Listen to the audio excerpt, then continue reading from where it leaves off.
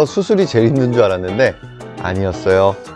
이렇게 회복이 안 되시는 분은 별로 없는데, 특히 저는 손이 막 이렇게 돼가지고 막 안 펴졌어요. 내가 지금 생각할까 안 하라고 했어? 네, 그랬죠. 뾰로롱. 네, 5번째 영상 촬영이고요. 시작하겠습니다. 항암에 대해서 이야기해볼 거예요.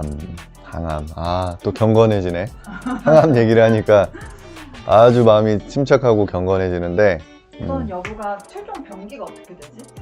일단 저는 직장암 3기 A CT MRI 사진 봤을 때 림프절 침범이 없을 것 같다. 그리고 이제 장벽이 이렇게 볼록하게 이렇게 보이는 정도였거든. 그래서 장벽 바깥으로는 암이 이제 나가지 않은 것 같다, 침습을 하지 않은 것 같다. 그래서 1기 후반이나 2기 정도로 이렇게 의사 선생님께서 판단을 하셨는데, 실제로 림프절을 긁어내 보니까 암세포가 뭐 지나갔던 흔적들이 좀 있어서 예방 차원에서 항암을 실시를 하게 됐고, 뭐 항암을 내가 해본 적이 없잖아. 그래서 뭐 기분이 뭐 어쩌다기보다는 그냥 암 관련된 커뮤니티 같은 데 보면은 1, 2차였는데 항암을 안 하고 수술만 하고 나서 뭐 재발이 되거나 전이가 되는 경우가 좀 있다. 그래서 오히려 나는 항암을 하면 재발 전이 확률이 좀 내려가니까 오히려 잘 됐다, 예방이 되고 또 어느 정도 내가 이제 젊고 하니까 자신감이 있었지. 처음에는 뭐 항암한다 그랬을 때 좀 덤덤했습니다. 그래서 여부가 무슨 항암을 몇 차 맞았지? 네, 저는 옥살리 플라틴 주사제와 젤로다라는 알약 항암제를 처방을 받았는데, 주사를 이제 그 링거액으로 맞거든요. 한 2시간 반 정도를 맞습니다. 그러니까 빨리 분열하는 세포들의 증식을 다 막아준대. 그런 효과가 있는 그 주사라고 하더라고. 근데 이게 부작용이 심해. 이 옥살리 플라틴을 3주에 한 번 병원을 방문을 해서 거기서 주사제로 맞습니다. 그리고 그 맞은 날에 젤로다라는 또 알약을 받아요. 이것도 항암제인데 먹으면 이제 암세포를 제가 알기로는 파괴한다라고 하더라고요. 그 알약을 이제 2주 정도 아침 저녁으로 복용을 합니다. 근데 알약이 꽤 많아요. 큰 알 3개, 작은 알 3개를 한 번에 먹어야 돼요. 2주를 복용을 하고 일주일은 쉽니다. 3주를 1회차라고 봅니다. 원래 표준 치료는 8차를 받아야 되는데 저는 예방 항암이라 4차를 받았습니다. 원래 6차까지 말씀을 하셨는데 제가 백혈구 수치가 안 올라갔어요. 이렇게 회복이 안 되시는 분은 별로 없는데 약이 잘 드는 겁니다, 뭐 이렇게는 위로차 말씀을 해주셨는데, 어쨌든 다행인지 불행인지 모르겠는데 그래서 4차 만에 항암이 끝났습니다. 선항암, 선방사는 하지 않았습니다. 바로 수술부터 들어갔죠. 그래서 수술이 제일 힘든 줄 알았는데 아니었어요. 무역이는 뭐가 있었어? 저 같은 경우에는 오심구토가 너무 심했어요. 주사를 맞고 나면 여자분들은 입덧이랑 좀 비교를 할 수 있다고 하는데, 저 같은 경우에는 이제 술병이 나면 물도 못 마실 술병 있잖아요.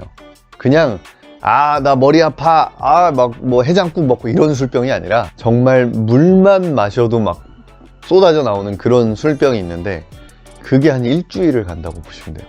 그때 이제 부모님은 뭐 잘 먹어야 된다 이런 말씀을 들으니까 어디서 막 생선을 구해 오셔가지고 막 찌고, 그 다음에 뭐 생강차 같은 게 좋다 그래서 생강차를 다리고 막, 그런데 지금도 못 먹어요. 그 냄새를 너무 심해가지고. 평소에 참얼미나 이런 거 많이 하시는 분들은 특히 심하대요. 2번째 부작용은 뭐냐면,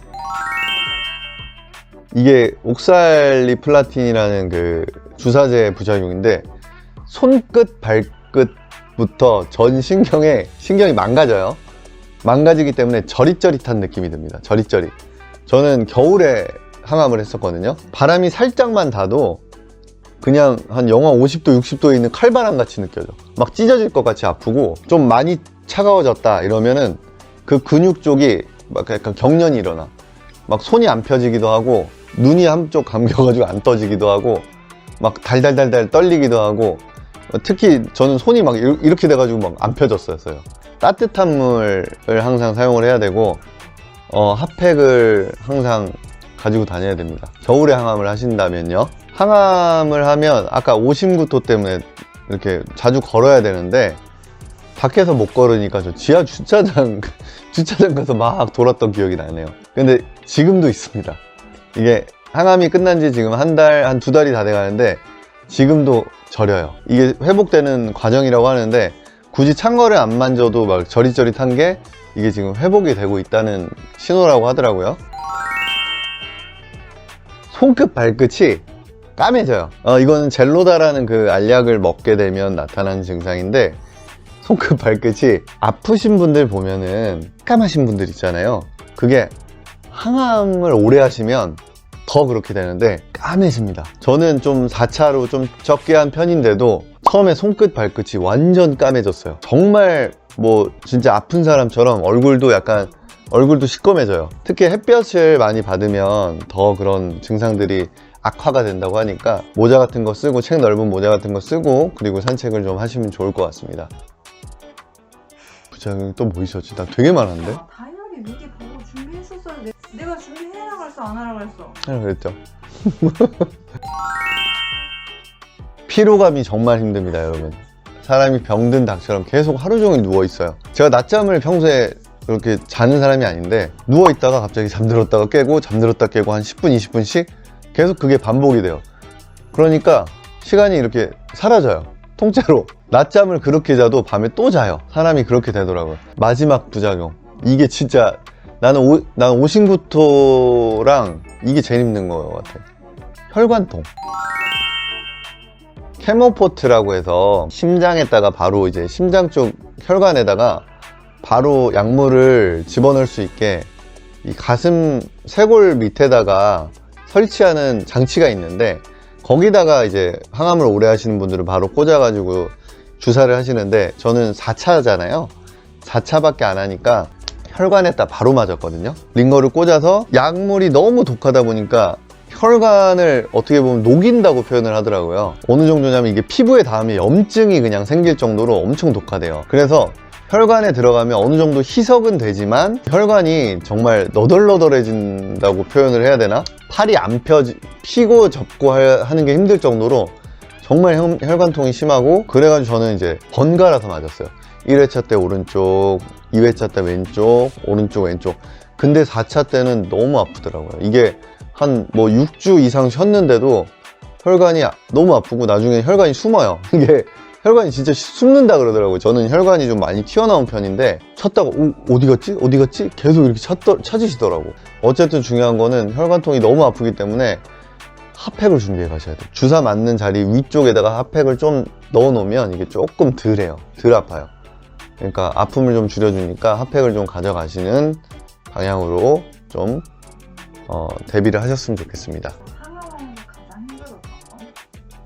변화죠, 변화. 수술을 하면서 저는 수술이 제일 힘들다고 생각을 했거든요. 수술은 어쨌든 점진적으로 이게 나아져요. 항암은 어떤 느낌이냐면 3주에 한 번씩 반복을 한다 그랬잖아요. 또 힘들고 조금 괜찮아졌다가 또 힘들고 또 괜찮아졌다가, 이걸 반복해야 되니까 이게 항암 맞으러 갈 때가 너무 막 떨려. 계속 힘들고 이게 언제 끝날까?